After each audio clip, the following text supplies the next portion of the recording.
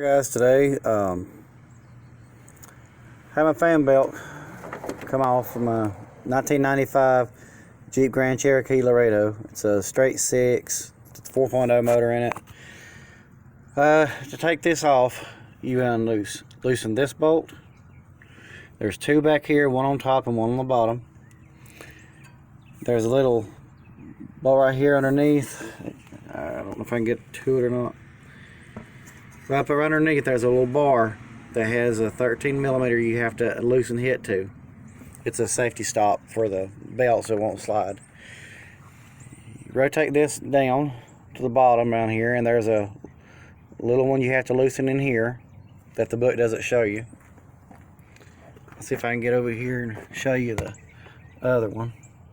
But there's the top one, and then right below it there's one more about a couple inches down.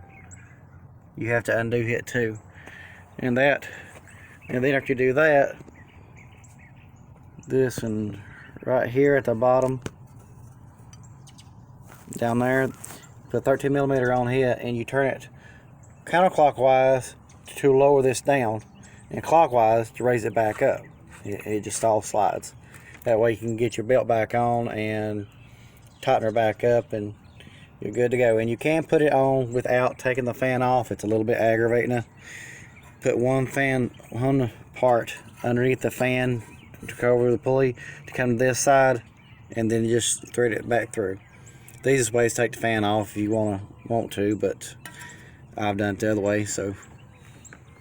But I thank you for watching, and I hope this helps somebody out. Like I said, that you have to take off or loosen this one, two in the back, one under the bottom of the pulley right here, and then there's a little extra stop right here on the inside that helps keep it locked so your fan doesn't vibrate and loosen.